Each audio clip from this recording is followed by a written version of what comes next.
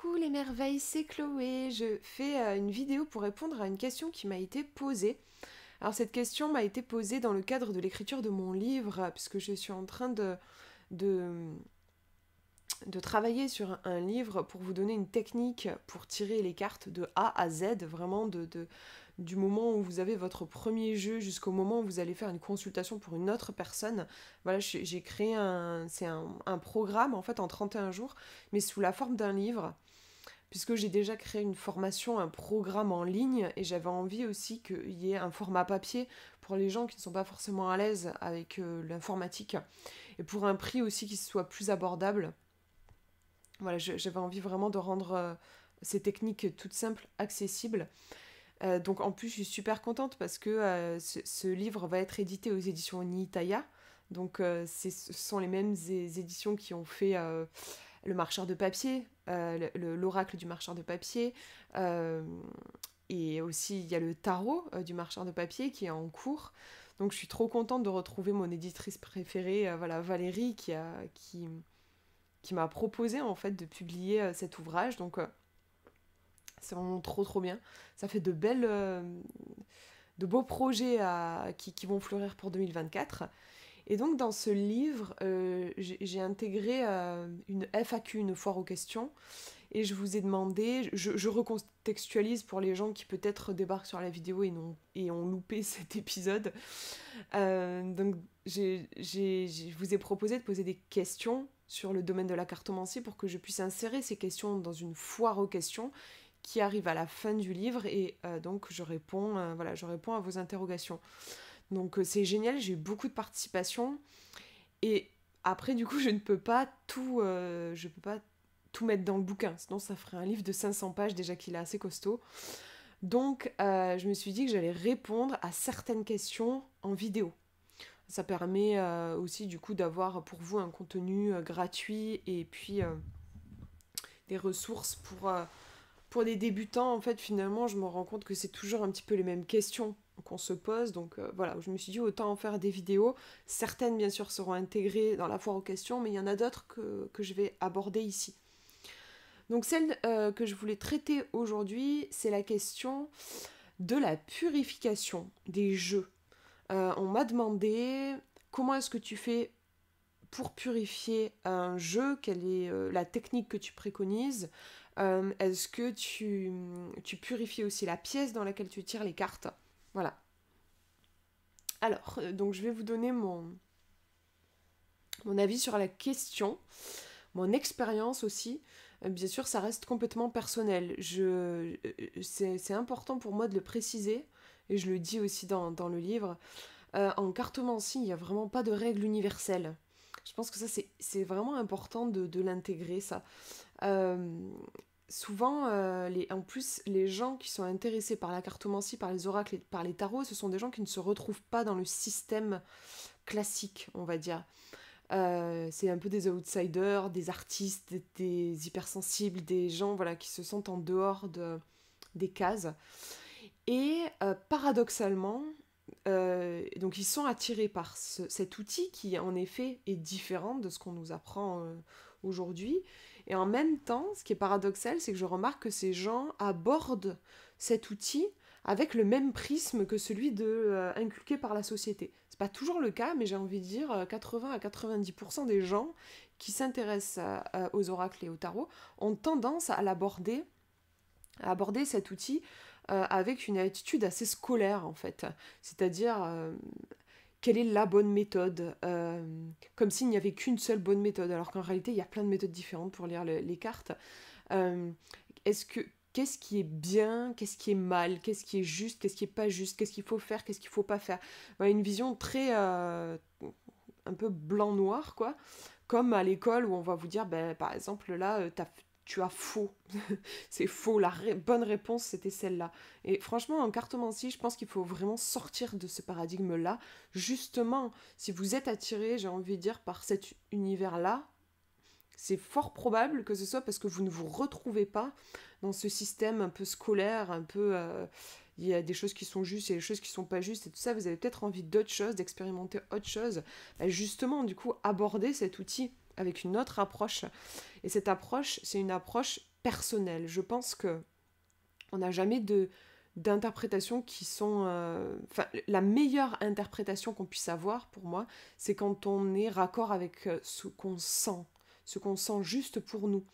Et ce qui va être juste pour moi ne le sera pas forcément pour mon voisin. Donc déjà, voilà, là, moi, je vais vous donner dans cette vidéo mon regard, mon expérience, mais je vous invite bien sûr à voir comment ça résonne pour vous et à vous faire votre propre opinion sur la question. Moi, honnêtement, la purification, c'est quelque chose que je ne fais plus du tout et depuis longtemps. J'ai commencé à purifier mes jeux quand j'ai commencé la cartomancie, comme beaucoup de personnes qui débutent. Oui, j'ai purifié mes jeux. Pourquoi ? Parce que, ben, franchement, dans plus de la moitié des livrets qui accompagnent les oracles et les tarots, vous avez des indications pour purifier votre jeu. C'est quelque chose qu'on retrouve beaucoup, beaucoup. Donc forcément, quand vous commencez quelque chose, vous n'avez pas trop de base, vous avez tendance à être un bon élève ou une bonne élève. Justement, c'est ce que je vous disais, ce comportement un petit peu scolaire. Et du coup, bah oui, je l'ai fait au début, mais alors vraiment, c'est pas une habitude que j'ai gardée longtemps. Je pense que j'ai dû le faire, je sais pas, déjà moi je purifiais uniquement, je purifiais les jeux quand je les recevais, quand j'achetais un jeu, je le purifiais. Je ne faisais pas de purification avant une lecture. Purifier les jeux que je reçois, c'est quelque chose que j'ai dû faire, je sais pas, franchement, j'ai dû le faire sur les 4 premiers jeux que j'ai eus. Après, j'ai laissé tomber, quoi. C'est vraiment pas une habitude que j'ai gardée longtemps. Pourquoi ? Parce que, tout simplement, en fait, c'est quelque chose qui m'embête, qui m'ennuie, je ne tire aucun plaisir dans le fait de purifier mon jeu. Quand j'ai un jeu, j'ai juste envie de l'utiliser. Donc déjà, voilà, c'est quelque chose qui pour moi n'était pas source de bien-être. Je trouve que c'est toujours important d'observer quel est notre comportement par rapport aux nouvelles routines qu'on met en place. Si y a quelque chose que vous essayez de mettre en place et que en fait au bout d'une semaine vous laissez tomber cette routine-là, et que du coup vous remarquez que vous avez laissé tomber cette routine, vous essayez de vous y remettre et puis il n'y a rien à faire, 3 jours après de nouveau vous avez laissé tomber cette routine, moi je vous invite je trouve que c'est chouette de repenser cette routine et de se dire mais attends, le fait que je la laisse autant tomber, c'est peut-être qu'à un moment donné je n'y trouve pas du tout mon compte. Je pense qu'on a besoin dans tout ce qu'on fait de trouver au moins un tout petit truc qui nous fasse du bien, qui nous fasse plaisir. Bien sûr, il y a des routines qui sont un peu chiantes, un peu laborieuses, voilà, et qu'il faut faire dans la vie. Je pense à des trucs comme le ménage ou des trucs comme ça. Mais je pense que c'est important de pouvoir y trouver au moins un tout petit peu son compte. Par exemple, le ménage, bah, je trouve un peu mon compte parce que au final, quand c'est propre, bah, je suis quand même contente. Donc, faut toujours, pour moi, qu'il y ait quelque chose qui nous fasse un peu plaisir. C'est hyper important. Et en fait, juste là, dans le fait de purifier, moi, je n'y trouvais rien il y avait rien qui était satisfaisant pour moi là-dedans. Donc j'ai laissé tomber, en fait. Et alors, la purification. Pourquoi est-ce qu'on purifie ? Pourquoi est-ce que beaucoup de gens purifient leur jeu ? Pourquoi est-ce que cette question m'a été posée ? Bien sûr, c'est parce qu'il y a cette notion, cette idée de basses énergies ou d'énergies qui vont venir nous parasiter pendant notre lecture. Ce que je lis beaucoup, c'est oui, le jeu, bah, il est passé entre plein de mains avant d'arriver chez vous, que ce soit l'imprimeur, le fournisseur, le vendeur, si vous avez fait livrer chez vous, le facteur, enfin bref, il y a énormément de gens qui ont touché votre jeu avant qu'il arrive chez vous. Donc le jeu, il est chargé. L'idée, c'est ça, c'est que voilà, le jeu, il est chargé de plein d'énergie qui sont pas forcément en plus très nettes. Et donc, comme vous allez faire un travail psychique avec les cartes, il est important de les purifier, de les nettoyer, voilà, comme si on était tout sale. Quand on est sale, bah, qu'est-ce qu'on fait ? On va se doucher. Voilà, c'est le même principe. Ça, c'est la théorie, c'est ce qui est proposé et c'est ce qui est comment dire, expliqué dans pas mal de livres. Donc je comprends, bien sûr, quand on lit ça, en plus ça paraît très logique, et oui, on se dit, ok, je vais purifier. Moi au début, c'est pour ça que je me suis un peu forcée, parce que je vous disais, en soi, ça m'éclatait pas du tout de purifier mes jeux. Je me suis un peu forcée à purifier mes jeux, parce que je me disais, si je ne nettoie pas mon jeu, je vais avoir des lectures bordéliques. Et même à l'époque, comme je débutais en cartomancie, j'avais aussi un petit peu de crainte. Je vous en ai parlé sur la chaîne. Enfin, moi, j'ai été éduquée vraiment dans la peur de tout ce qui est mystique. Le tarot, c'était un mot, rien que de l'entendre prononcer, il y avait de la peur. Chez moi, il a fallu du temps pour que j'ose vraiment aller vers le tarot pendant longtemps. D'ailleurs, je le disais, moi, j'aime tirer les cartes avec des oracles, mais jamais je m'approcherai du tarot, ça me fait trop peur. Je sais pas, j'avais un truc, voilà, ça me faisait flipper. Et donc, il y a aussi la notion de, en tout cas pour moi, il y avait ce côté genre, je purifie, je me mets à l'abri d'éventuelles énergies basses qui pourraient pas me faire du bien pendant un tirage, quoi. Donc voilà, je pense que j'ai à peu près énuméré, mais vous me direz en commentaire si j'oublie des choses, mais je pense que j'ai énuméré les raisons pour lesquelles les gens ont tendance à purifier leur jeu, ou pourquoi les gens veulent purifier leur jeu. Maintenant, moi, dans mon approche, comme je vous disais, j'ai arrêté de les purifier, je ne purifie plus mes jeux. Je ne purifie plus mes jeux parce que, comme je vous disais déjà, pour moi, c'était laborieux de le faire. Et en fait, vraiment, dans ma pratique, je n'ai pas observé de conséquences négatives sur mes tirages. Et ça fait quand même presque... Enfin, je pense que ça fait à peu près 8 ans que je tire les cartes. Donc j'ai quand même pas mal d'expérience. En plus, vous savez, je reçois énormément de jeux, donc des jeux, j'en ai brassé beaucoup. Et vraiment, j'ai pu observer que ne pas purifier un jeu n'empêchait pas du tout son utilisation, ne perturbait pas la lecture. Vraiment. J'ai même fait, j'aime bien faire des expériences. J'ai fait des expériences, notamment parfois il y a des jeux qui ne me parlent pas. Genre je les trouve trop beaux, je me mets à les... Du coup je l'achète le jeu, je l'utilise et là il me parle pas le jeu. C'est vraiment genre c'est chaotique, je comprends rien de ce qu'il me dit. Et ça m'est arrivé il y a pas si longtemps que ça, c'était il y a un an, un truc comme ça, je me suis dit mais c'est fou ce jeu, je le trouve tellement beau mais il ne me parle pas. Est-ce que ce serait pas que, en effet peut-être, cette histoire d'énergie, il serait peut-être chargé d'énergie qui le perturbe un peu, entre guillemets, qui fait que ça déconne, quoi. Donc je l'ai purifié. J'ai purifié, j'ai refait un tirage. C'était toujours aussi chaotique. Donc cette expérience m'a confortée, en plus, déjà dans quelque chose que je ressentais déjà avant. Moi, vraiment, je n'ai pas le sentiment que ça ait une influence, enfin, vraiment, hein, sur, sur les tirages. J'ai eu fait des super tirages avec des jeux que je venais juste d'acheter, que j'avais pas purifié et les tirages étaient limpides comme de l'eau de roche, quoi. Enfin voilà, vraiment, je ne purifie plus du tout mes jeux et j'ai d'excellents résultats. Euh, et voilà, encore une fois, là, ce jeu que je n'arrivais pas à faire parler, j'ai essayé de le purifier, ça allait pas mieux après. En fait, je pense juste que euh, ça s'explique pas forcément, mais si j'essaie de trouver une explication comme ça, intuitivement, je pense que je raisonnais pas avec l'énergie de la personne qui l'a créé, en fait. J'ai remarqué que les jeux, il y a vraiment euh, la façon dont le jeu a été conçu. C'est comme si ça venait s'inscrire dans l'ADN du jeu, et quand on l'utilise, on va rentrer en résonance avec cette énergie de création qui s'est manifestée pendant la création du jeu. Et cette énergie-là, soit on est raccord avec, soit on l'est pas. Et des fois, moi, je ne suis pas raccord avec cette énergie-là. Et donc là, en fait, il n'y a rien à faire. Du coup, je le revends, ou je le renvoie, ou enfin voilà. Mais ça n'a rien à voir pour moi avec la purification. Après, donc voilà, donc du coup ma réponse, entre guillemets, ce serait ne vous prenez pas la tête, il n'y a absolument pas besoin de purifier un jeu, encore moins de purifier la pièce dans laquelle vous vous trouvez. Voilà, lâchez-vous la grappe, faites confiance un petit peu juste à votre intuition, au fait que, pour moi, en fait, quand on tire les cartes, on va projeter son inconscient beaucoup dans les cartes. Et votre inconscient, il n'a pas besoin d'un brin de toilette, il n'a pas besoin d'être nettoyé, il est tel qu'il est.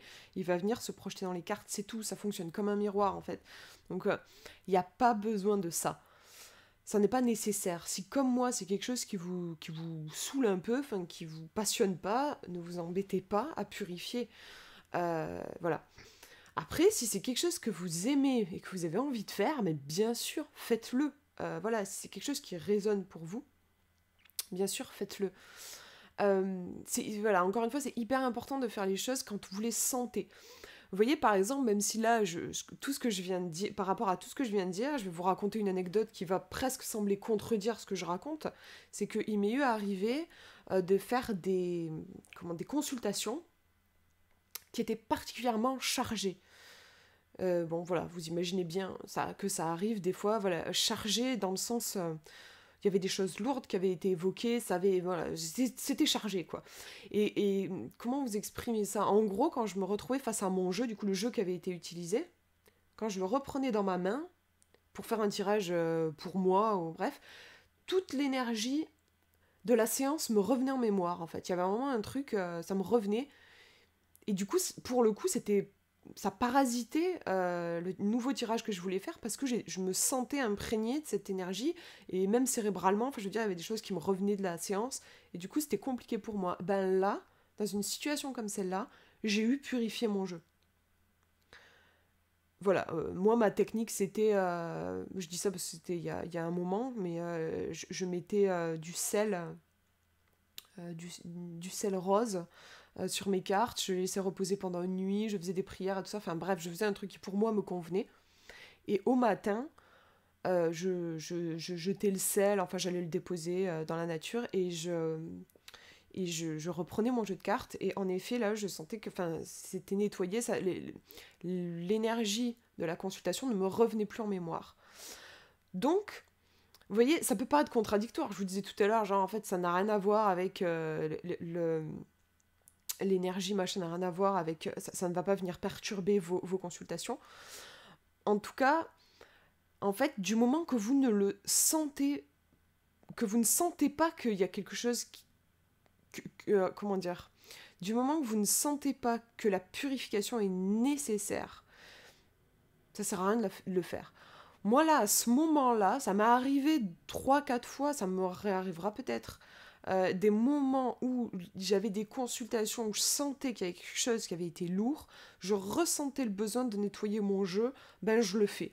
Peut-être que en vrai, mon jeu, il n'était pas du tout alourdi par les énergies. Peut-être que c'est quelque chose qui venait me rassurer. Mais on s'en fout en fait de savoir ce qui est à l'œuvre. Ce qui compte, c'est que vous vous sentiez bien. Si vous vous sentez tranquillou, bilou avec votre jeu, il n'y a aucun souci, mais n'allez pas le purifier. Si par contre, vous avez un jeu et vous vous sentez pas à l'aise de l'utiliser, vous avez le sentiment qu'il est chargé ou ça vous dérange profondément de vous lancer dans une lecture sans avoir fait un travail de purification, mais faites-le. Je sais pas si je vais être très claire parce que, encore une fois, ma façon d'expliquer, elle va à l'encontre de ce qu'on nous apprend, je trouve, à l'école ou quoi, dans le sens où je ne vous dis pas qu'il y a une bonne manière de faire, si ce n'est celle de vous écouter. Donc voilà, moi dans mon approche, pour résumer, je ne purifie jamais mes jeux quand je les reçois. Je ne purifie jamais une pièce dans laquelle je me trouve. Et il m'arrive juste de purifier un jeu après une séance. Parce que je me sens un petit peu chargée de ce qui s'est passé. Voilà. Il me semble que je voulais vous dire un autre petit truc. Je sais pas si ça va me revenir. Par rapport... Oui, ce que je voulais dire aussi, c'est que je suis pas énergéticienne, en fait, j'ai envie de dire. Et les cartomanciens ne sont pas forcément énergéticiens. Il y en a qui sont énergéticiens et qui tirent les cartes, mais en soi, quand on est cartomancien, on n'est pas forcément énergéticien.